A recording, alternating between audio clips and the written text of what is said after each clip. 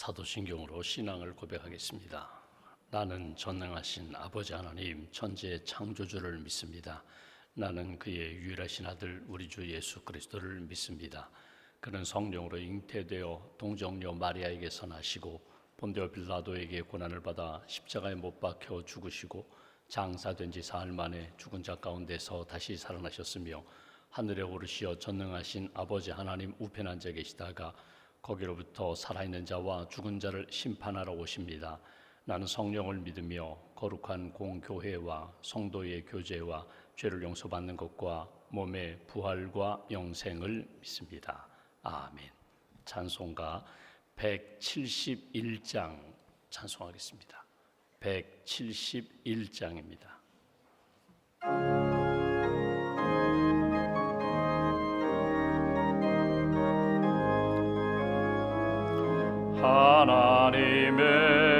하나님의 독생자 예수 날 위하여 오시었네. 내 모든 죄 사하시려고 십자가 지셨으나 다시 사셨네. 살아계신 주 나의 참된 소망 두려움이 사라지네. 사랑의 주네 갈 길 인도하니 내 모든 삶의 기쁨 늘 충만하네. 주 안에서 거듭나누리 기뻐하며 찬양하리. 가슴 속에 넘치는 확신 우리의 가는 길에 소망 넘치네. 살아계신 주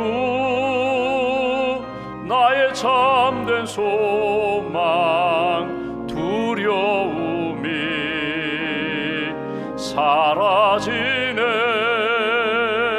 사랑의 주네 갈 길 인도하니 내 모든 삶의 기쁨 늘 충만하네. 선한 싸움 다 마친 후에 우리 주님 배우리라. 사망 권세 다 물리치고 주님이 다스리니 영광 넘치네. 살아계신 주 나의 참된 소망 두려움이 사라지네. 사랑의 주네 갈 길 인도하니 내 모든 삶의 기쁨 늘 충만하네. 기도하겠습니다. 살아계신 하나님, 어제는 주님의 날로 하나님 앞에 예배드리게 하시고 또 지난밤에도 저희들에게 안식과 단잠을 주셔서 평안케 하시고 쉼과 재충전을 얻게 하시고 이른 아침 깨어 기도로 하루를 시작하게 해주셔서 감사합니다. 믿음을 고백하며 하나님을 찬양하며 주의 음성, 주의 말씀 들으며 하나님 말씀 붙잡고 믿음으로 하루를 또 한 주간을 시작합니다. 한 주간 또 우리의 하루의 삶이 온전히 하나님이 주장하시고 다스리시고 이끌어주시는 하나님의 인도함을 받는 복된 길, 생명길 잘 걸어갈 수 있도록 은총 더하여 주시옵소서. 오늘 이 아침에 불렀던 찬송처럼 살아계신 하나님, 나를 사랑하시는 하나님, 내 삶에 두려움도 있고 불안도 있고 어두움도 있지만 내 삶에 평안도 주시고 기쁨도 주시고 참 소망을 주셔서 이 모든 것 하나님이 이끌어 가시는 생명의 역사입니다. 날마다 체험하며 살 수 있도록 은총 베풀어 주시옵소서. 하나님, 우리 마음 가운데 어두움이 있습니다. 우리 가정에 갈등과 위기가 있습니다. 또 기도하며 풀어야 할 문제들도 있습니다. 하나님 앞에 맡기며 주의 뜻대로 인도함 받기를 소망합니다. 우리 가정이 생명이 넘치는 가정, 사랑이 넘치는 가정, 평안이 넘치는 가정으로 다시 한번 굳게 세워 주시옵소서. 온 가족이 예수님을 나의 구주로 고백하고 예배하는 기도하는 가정 되게 하시고, 하나님 기뻐하시는 선한 역사를 날마다 체험하며 간증이 넘치는 복된 가정으로 굳게 세워 주시옵소서. 병약한 분들이 있습니다. 병상에 계신 분들이 있습니다. 치료받는 분들이 있습니다. 또 멀리 떨어져 있는 우리 자녀들, 우리 가족들 어느 곳에 있든지 하나님께서 붙들어 주시고 선한 역사로 늘 인도해 주실 줄 믿습니다. 기도가 살아있는 가정, 하나님이 기뻐하시는 믿음의 가정으로 날마다 우리 가정을 오른손으로 붙들어 주시옵소서. 한 주간 우리 사업체를 주님께 맡깁니다. 특별히 처리해야 할 일이 있고 극복해야 할 일이 있고 풀어야 할 문제들 하나님께 맡기오니 우리 기업이, 우리 일터가, 우리 사업체가 믿음의 일터, 믿음의 사업체가 되게 하시고, 하나님이 날마다 축복하셔서 하나님의 역사가 살아있는 그런 간증이 넘치는 가정, 기업으로, 일터로 주님 굳게 세워 주시옵소서. 명절을 앞두고 또 이동하는 우리의 발걸음과 우리의 여정을 주님 붙들어 주셔서 안전케 하시고 평안케 하시고, 어느 곳에 가든지 예수 그리스도의 향기가 되고 편지가 되고 복음의 증인들 될 수 있도록 은총 더하여 주시옵소서. 어제 주님의 날 주신 말씀처럼 하나님, 우리가 누구를 만나든지 주님의 마음과 주님의 시선으로 바라보기를 원합니다. 하나님이 우리의 만남이 복된 만남, 은혜의 만남이 될 수 있도록 역사해 주심을 믿습니다. 평안이 넘치게 하시고 기쁨이 넘치게 하시고 사랑이 넘치는 그런 만남 이어갈 수 있도록 함께하여 주시옵소서. 오늘 우리의 입술에 신앙 고백이 살아있게 하시고, 살아계신 하나님, 부활의 하나님, 오늘도 우리와 역사하시는 하나님 앞에 늘 믿음으로 고백하며 감사의 열매를 맺는 저희 입술과 심령이 될 수 있도록 함께하여 주시옵소서. 흩어져 있는 우리의 마음들을 다시 한번 정돈시켜 주시고 영적 질서를 바르게 세우게 하시고, 우리의 삶을 통하여 하나님의 영광, 하나님의 역사가 많은 사람들에게 나타날 수 있는 복음의 증인, 믿음의 아름다운 모델이 될 수 있도록 주님 함께하여 주시옵소서. 하나님, 이 아침에도 믿음과 감사함을 주 앞에 봉헌합니다. 예물을 받으시고 삶을 받으시고 특별히 감사하는 제목 하나님 기쁨으로 받아주시며 평생 하나님 영광 돌리기 부족함이 없는 심령과 가정과 자녀들로 하나님 굳게 세워 주시옵소서. 오늘 한날의 삶을 주님께 맡깁니다. 준비하는 모임들마다 은혜가 넘치게 하시고, 또 선교 여정 준비하는 우리 40명의 인도네시아 의료 선교팀 한 분 한 분 강건케 하시고 평안케 하시고 성령 충만함으로 주께서 채워 주시옵소서. 한날의 삶을 온전히 주님께 의지하오며 우리 구원자 되신 예수님의 이름으로 기도하옵나이다. 아멘. 오늘 말씀은 요한복음 20장 말씀을 보겠습니다. 요한복음 20장 1절부터 10절까지 말씀 보겠습니다.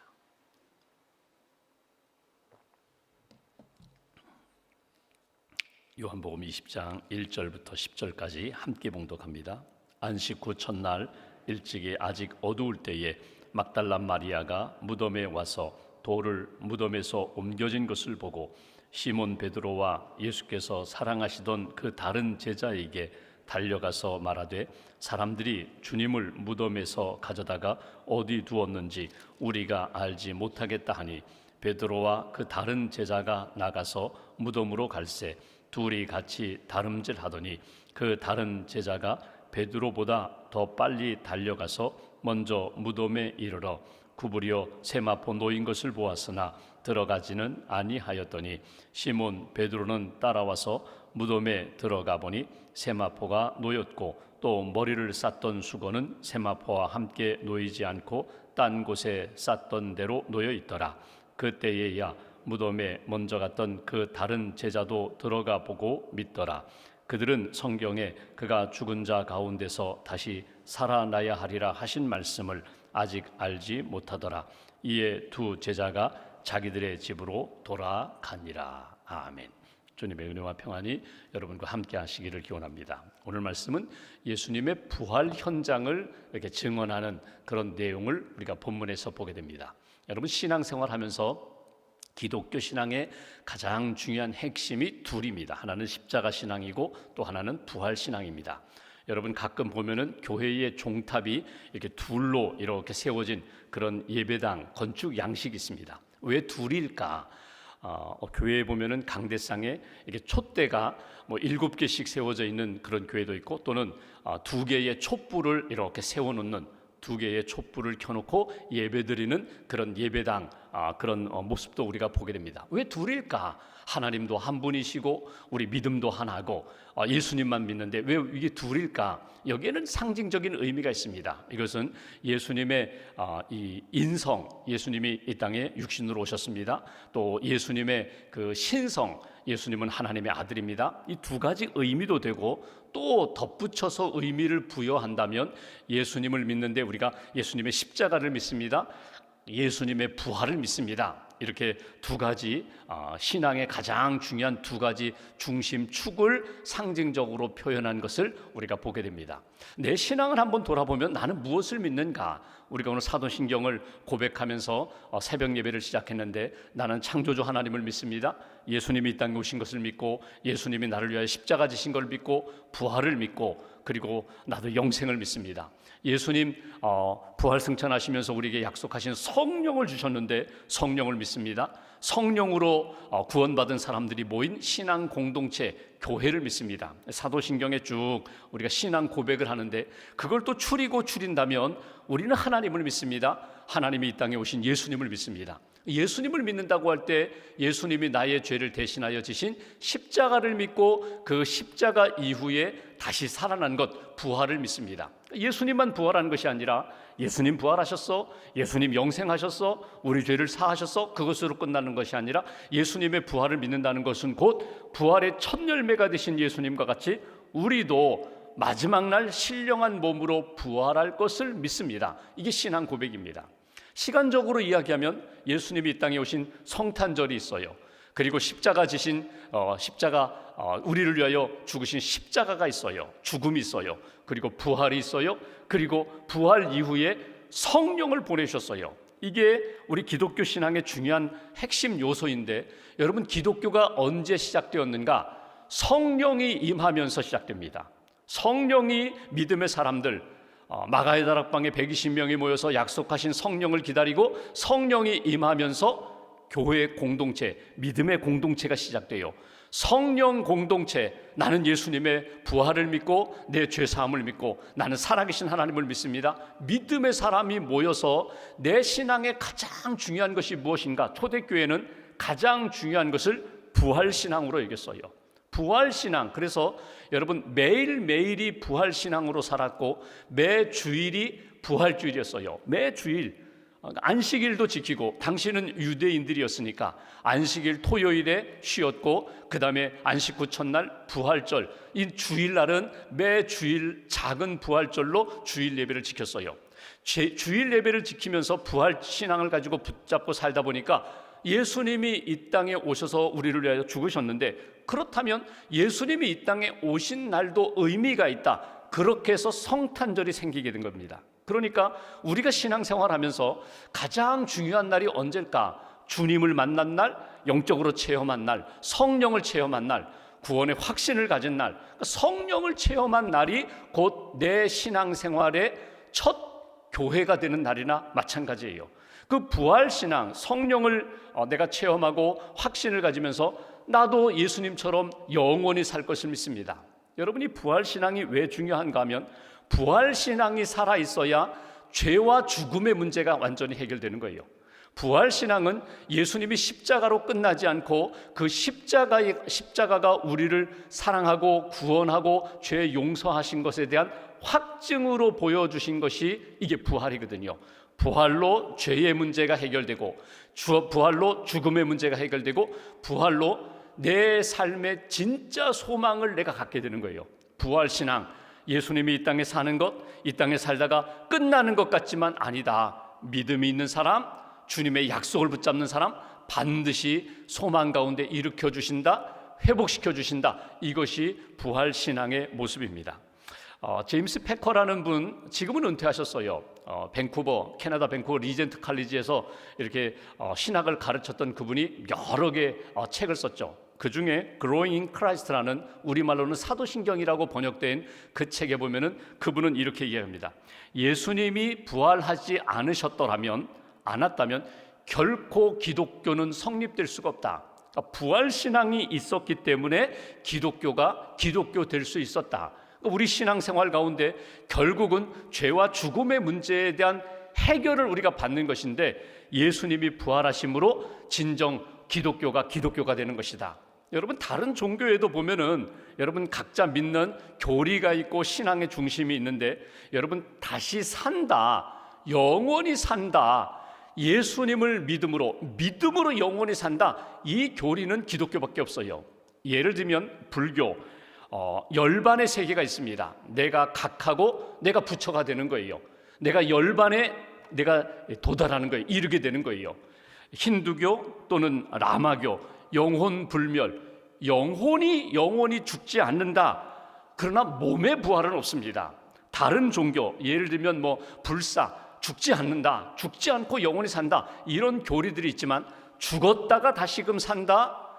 죽은 그 예수 그리스도를 믿은 우리들, 예수님의 십자가를 믿고 예수님의 부활을 믿을 때 우리도 예수님처럼 영원히 부활한다. 이 믿음, 이 교리, 이것이 기독교의 가장 중요한 핵심이라는 겁니다. 그렇다면 오늘 내가 하나님 앞에 기도하면서 이 아침에 한번 내 신앙의 고백을 한번 정리해 보시면 좋겠어요. 나는 무엇을 믿는가?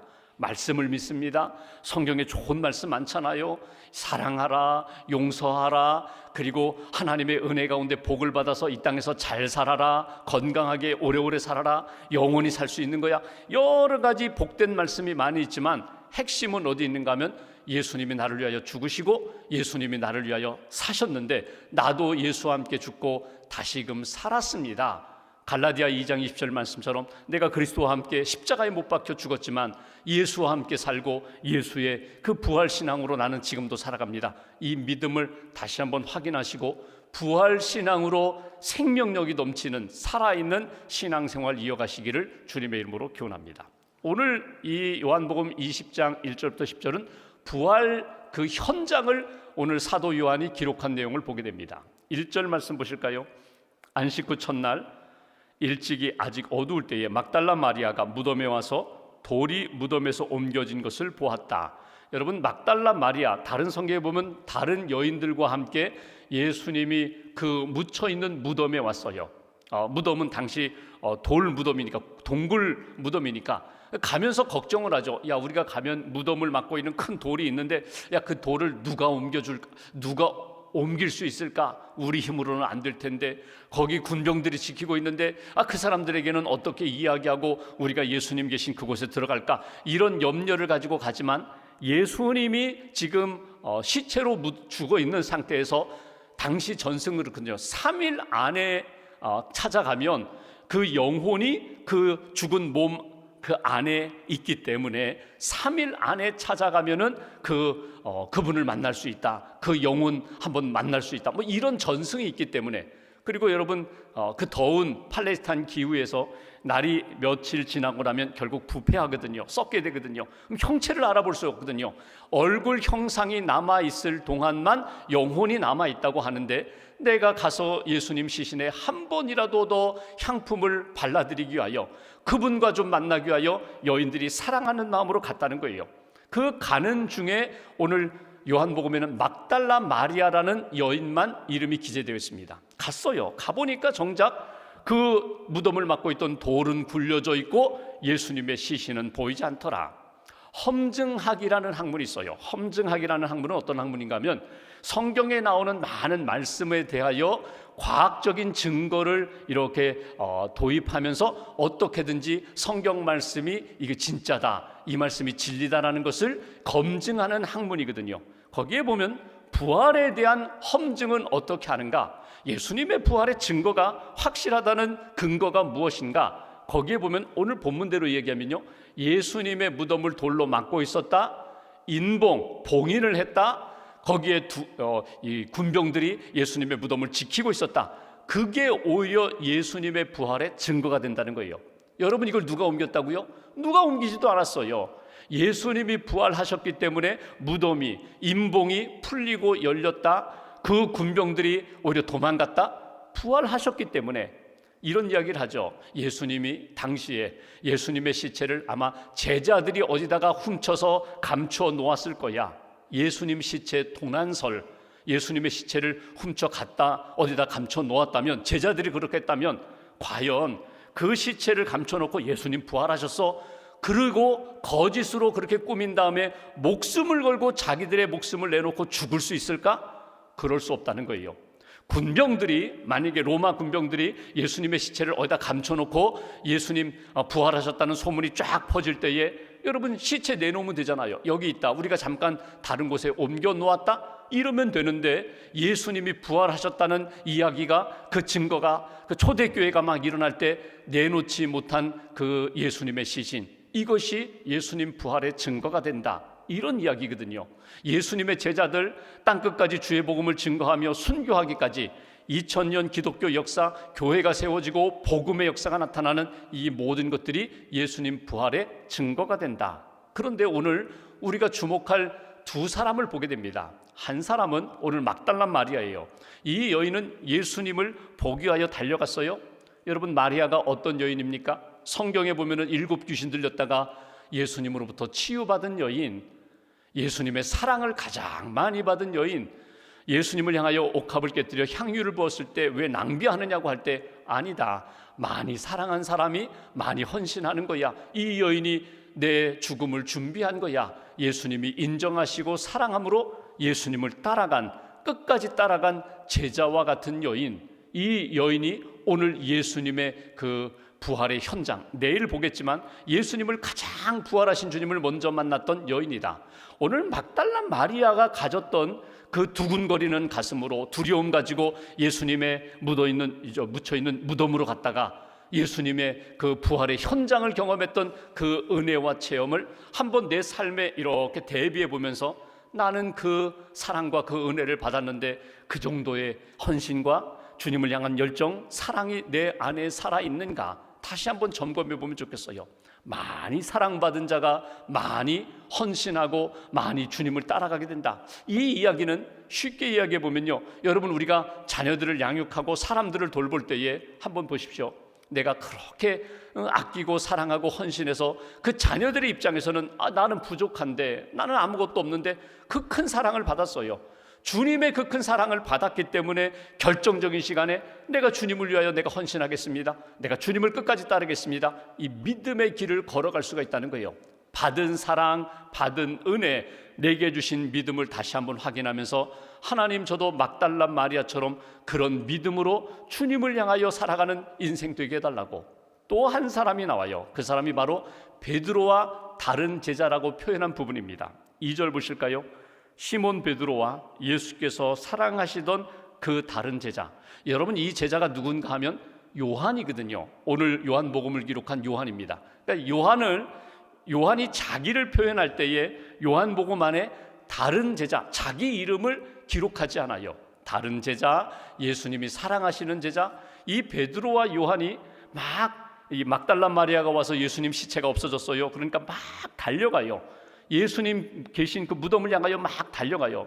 둘이 다름질하는 것이 마치 경주하듯이 달려가는데 누가 앞섰는가 하면, 오늘 여기 보시면 4절에 보시면 둘이 같이 다름질하더니 그 다른 제자가 베드로보다 더 빨리 달려가서 먼저 무덤에 이르렀다.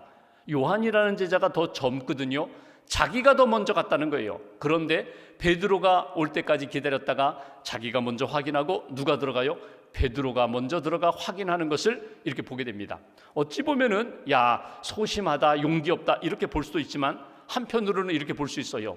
이름을 기록하지 않고, 여러분 이럴 수 있잖아요. 자기 이름을 드러내기 좋아하는 사람은 내가 제일 먼저 갔잖아, 베드로보다 내가 먼저 가서 내가 먼저 확인했잖아, 내가 확인하고 내가 먼저 제자들 가운데 부활의 주님을 제일 먼저 목격한 사람이야, 이럴 수 있는데 사도 요한은 그러지 않았다는 거예요. 요한은 이름 없이 베드로를 앞세우고 자기는 그냥 함께 동참한 정도로, 여러분, 기독교인들의 그 봉사와 헌신의 익명성이 필요합니다. 익명성. 하나님과 나만이 아는 신앙의 체험. 내 이름 드러내서 뭐하나, 남겨서 뭐하나, 예수의 이름만 높아지면 되지, 예수님의 이름만 나타나면 되지, 이 사도 요한의 겸손함 또는 예수님의 그 사랑에 대한 가장 많은 사랑과 은혜를 받았지만 나보다도 베드로를 앞세우는 그 모습을 우리가 놓치지 마시라는 거예요. 마지막 8절 보실까요? 그때야 무덤에 먼저 갔던 그 다른 제자도 들어가 보고 믿더라 확인하고 믿더라. 아, 예수님 여기 안 계시는구나. 예수님 부활하셨나? 예수님 약속의 말씀대로 살아나셨나? 그 믿음을 갖기 시작했다. 엠마오로 내려가는 2명의 제자가 있습니다. 예수님이 부활하셨대 소문이 예루살렘에 쫙 퍼졌을 때에 그냥 낙심하면서 엠마오로 내려갈 때 부활의 주님이 만나주셨잖아요.